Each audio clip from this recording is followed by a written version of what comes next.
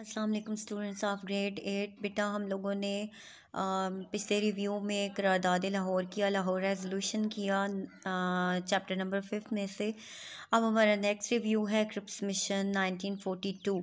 ठीक है, Cripps mission या क्रिप्स प्रपोजल्स जो हैं उनकी बात करेंगे हम, कि उनको डिस्कस करेंगे। तो सबसे पहले ये कि बरतानिया जो है, अगर बरतानवी हुकूमत को देखा जाए तो करारदाद लाहौर के बाद उन्होंने आइनी या कॉन्स्टिट्यूशनल जो है वो सेटलमेंट के लिए कोशिशें शुरू की, क्योंकि उस वक्त जो है दूसरी जंग अज़ीम जो है वो शुरू हो चुकी थी, तो उन्हें उसकी फ़िक्र ज़्यादा थी, तो इसलिए उन्हें हिंदुस्तानियों के ताउन की ज़रूरत थी। तो बेसिकली वो कहता है इसमें क्रिप्स मिशन जो है वो स्टार्ट क्यों था कि at beginning of war they were worried, क्योंकि वो इसलिए बरतानिया परेशान था कि Japanese army bomb the coast of India, के हिंदुस्तान के जो साइल थे उनके ऊपर जापानी आर्मी जो है उसने हमले करने शुरू कर बमबारी शुरू कर दी थी।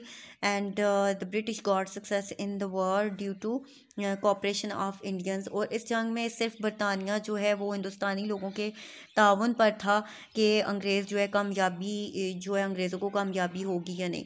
अब वो कहते हैं कि पॉलिटिकल रिकन्सलेशन के लिए ऑन 22 मार्च एंड 1942, 22 मार्च 1942 को एक मिशन जो है वो सेंड किया गया India, which was headed by cabinet member sir Stafford Cripps, जो कि काबीना मेंबर जो ब्रिटिश काबीना के रुकन थे सर स्टेफर्ड क्रिप्स, उनकी सरबराही में भेजा गया to meet the political parties, यानी जितनी भी पॉलिटिकल पार्टीज़ हैं उनसे मुलाकात करने के लिए मिशन जो है उसको हिंदुस्तान जो है मुतफ़िका तौर पर इस फार्मूले पर राज़ी होने के लिए जो है वो कोशिश की गई कि जो क्रिप्स प्रपोजल जो है वो सर स्टेफर्ड क्रिप्स लेकर आए हैं।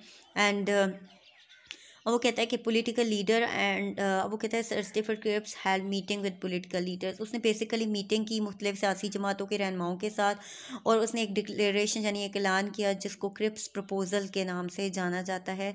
And the salient features of these proposals, अब वो कहते हैं कि ये जो तजावीज़ पेश की गई उसके मेन जो फीचर्स थे वो क्या क्या थे। सबसे पहले था general election in the provinces would be arrange soon after the war, यानी जो ही जंग का खात्मा होगा और जो है जंग ख़त्म होगी तो उसके फ़ौरन बाद सूबों में आम इंतखाबात करवाए जाएंगे, यानी आम इलेक्शन होंगे।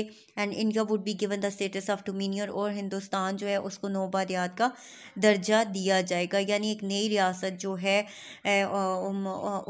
तश्कील पाएगी मुसलमानों की और हिंदुओं के लिए, तो उसको डोमिनियन का दर्जा दिया जाएगा।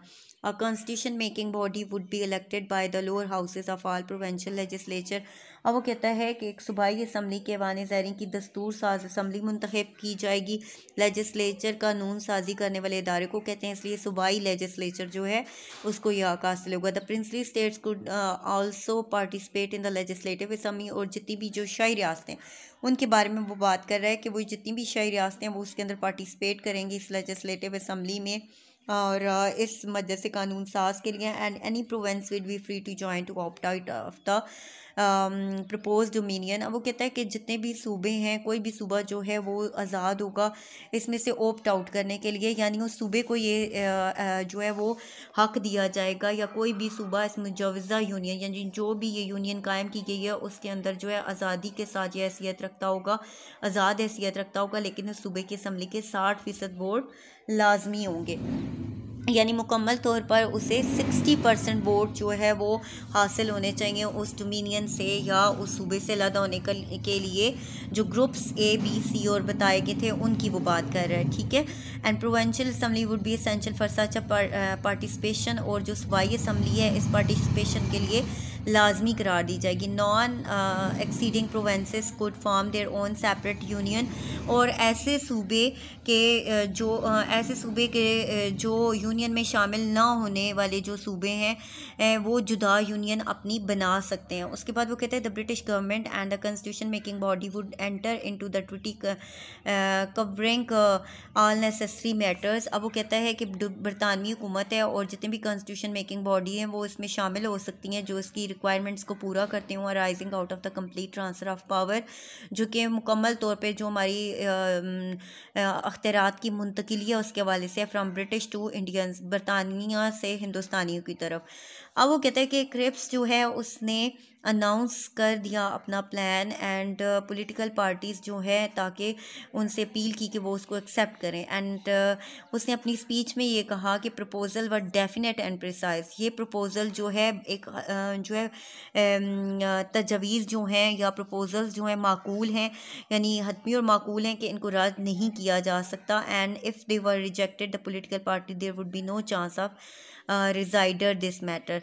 तो इसलिए वो कहता है कि अगर जो कोई भी इनको रिजेक्ट कर देगा इन प्रपोजल्स को, तो इसलिए कहा गया कि फिर इस मसले पर गौर करने के लिए वक्त नहीं होगा, यानी आइंदा कभी भी इस मैटर पर उन्हें डिस्कशन में नहीं लिया जाएगा। अब क्रिप्स प्रपोज़ल जो है अगर देखा जाए तो सर स्टीफर्ड क्रिप्स 3 मेंबरान पर मुश्तमिल था। ये मिशन 3 मेंबर्स थे और उसमें सर स्टीफर्ड क्रिप्स जो है उसको हेड लीड कर रहे थे। और उसके बाद जो है उन्होंने जो प्रपोज़ल पेश किए वो हमने डिस्कस किए। अब वो कहता है कि अगर ये प्रपोज़ल पेश कर दिए गए तो उसके बाद क्या रिएक्शन था दोनों पॉलिटिकल पार्टीज़ की तरफ से, मुस्लिम लीग एंड कांग्रेस बोथ। तो इसलिए वो कहता है कि रिएक्शन ऑफ द मुस्लिम लीग का रिएक्शन जो है वो क्या था। Muslim League demanded independent Muslim state. अब मुस्लिम लीग का मुतालबा क्या था, तो वो तो एक अलहदा रियासत का मुतालबा कर रही थी और there was no such proposal in Cripps mission which was in line with the Muslim League resolution. और करारदाद लाहौर के हिसाब से अगर देखा जाए तो ऐसा कोई भी इन तजवीज़ में ऐसी कोई डिमांड नहीं थी जो कि मुसलमानों की पूरी की एक्सेप्ट की हो कि अलहदा रियासत होगी। इसलिए जो है मुस्लिम लीग रिजेक्टेड क्रिप्स प्रपोजल। मुस्लिम लीग जो है उसने मुकम्मल तौर पर इसको रिजेक्ट कर दिया। और इसकी सेकंड इम्पॉर्टेंट रीज़न जो है वो क्या थी कि जो प्रपोज़ल हम दिया जो सजेशन उसमें दी गई थी वो सिंगल इलेक्टेड लेजिस्लेटिव असम्बली थी, यानी अच्छा तो इसमें या कि ऐवानी मुकन्नना या कानून मजलिस कानून साज का मुतालबा किया गया था and demand for the separate electorate for the मुसलमानों के लिए अलहदा जो नुमाइंदगी है उसको जो है तरीका इंतखाब जो है उसको भी एक्सेप्ट नहीं किया गया, उसको भी प्रपोज़ल में शामिल नहीं किया गया। इसलिए क्रिप्स मिशन जो है उसको मुकम्मल तौर पर एंटायरली रिजेक्ट किया था मुस्लिम लीग ने। अब आगे हमारे पास आ जाता है रिजेक्शन आ जाती है कांग्रेस की, कि कांग्रेस जो है उसका क्या जो है इसके ऊपर रिएक्शन रहा। तो कांग्रेस जो है उसका जो रिएक्शन था उसको अगर देखा जाए तो कांग्रेस इंटायरली रिजेक्टेड, यानी उसने मुकम्मल तौर पर इस प्रपोज़ल को रिजेक्ट किया। और जो डिमांड थी पाकिस्तान की उसमें जो पॉसिबिलिटीज़ थी उसमें कोई ऐसी पॉसिबिलिटी नहीं थी ऑफ पार्टीशन यानी अलहदगी की, कि उसमें उन्हें नज़र आ रहा था कि अब ये जो प्रपोज़ल हैं कि उन्हें इस चीज़ का इम्कान हुआ कि जो है वो अलहदगी की तरफ लेके जा रहे हैं या जो है एक वक्त होगा कि हमें अलहदा कर दिया जाएगा। क्योंकि इसमें जो कहा गया कि आप जो है वो कोई भी सूबा जो है वो मुजवज़ा सूबा अगर यूनियन से अलहदा होना चाहता है तो वो अलहदा हो सकता है, लेकिन उसके लिए उसको 60% जो है वोट दरकार होंगे। तो इसमें उन्हें इम्कान नजर आया कि शायद इन सूबों को अलहदा करके एक मुल्क बनाने के इम्कानात हों। ब्रिटिश अब वो कहता है कि Congress wanted the British transfer. Congress की क्या जो है वो ख्वाहिश थी कि वो बेसिकली बरतानिया से ट्रांसफ़र ऑफ पावर चाहता था, यानी इख्तियारात जो है वो उनको मुंतकिल हो जाए and to the elected representatives, वो लोग जो कि जीतने वाले होंगे, जो जीते हुए नुमाइंदे होंगे उनको। And it was considered conspiracy against the Indian unity, और वो इसको समझते थे ये एक साजिश है जो कि हिंदुस्तान की यूनिटी के ख़िलाफ़ जो है वो की जा रही है। तो इसलिए जो है उन्होंने कम्प्लीटली अगर देखा जाए तो British and minister for defence was not answerable to elected representatives. अब वो कहता है army was completely under control, कि आर्मी जो है वो मुकम्मल तौर पर बरतानिया और मिनिस्टर ऑफ डिफेंस जो दिफा है उसके अंडर थी। तो इसलिए वो आंसरेबल था उन इलेक्टेड रिप्रेजेंटेटिव्स को। और executive council was appointed by the viceroy, और जो इंतज़ामी कौंसल होती थी उसको वाइसराय मुंतखब करता था।